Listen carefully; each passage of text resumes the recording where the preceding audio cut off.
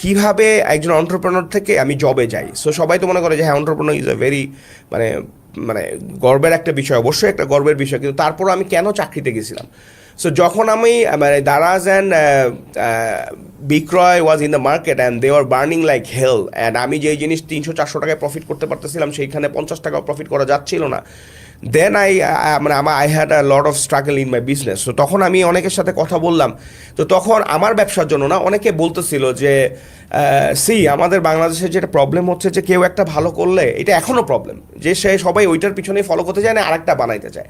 So তখন হি was actually getting, Fahim ভাইয়ের কথা বলতেছিল যে ইফ ফাহিম ভাই have build BD jobs, why you are trying to build BD Jobs number 2, help Fahim Bhai to take this to the next level. Exactly. So that actually মানে struck me very hard, and I would say আজকে এটা বলতেই হবে যে একটা সময় ছিল যখন মানুষজন আমাকে জিজ্ঞাসা যে করবে যে আপনি কি জব করবেন বা আমার এইটাই সাহস পাইতো না, বিকজ ওমর ভাই অন্টারপ্রেনারশিপ নিজে 2-3টা ফাউন্ড করছে, তাকে আমি কীভাবে চাকরি কথা বলি। বাট ওয়াসিম ভাই from Chaldal, he was the first guy যে আমাকে বলে যে ভাই তাইলে লেটস ওয়ার্ক টুগেদার। তখন আমি আমার ইগো বলে না যাই বলে এটার এক সাইডে রেখে আমি চিন্তা করলাম যে আচ্ছা ঠিক আছে, this guy has money and he was telling me যে we are not being able to spend the money. আমি বলতেছিলাম হোয়াট দ্য হেল, আমার টাকা নাই, আমি ব্যবসা স্কেল করতে পারতেছি, আর এই লোক বলতেছে যে he has money but he is not being able to spend the money. তো আমি চিন্তা করলাম যে ঠিক আছে, this guy has money, he has a company, he has a team and I have my skill, let's utilize my skill for his company to take this to next level.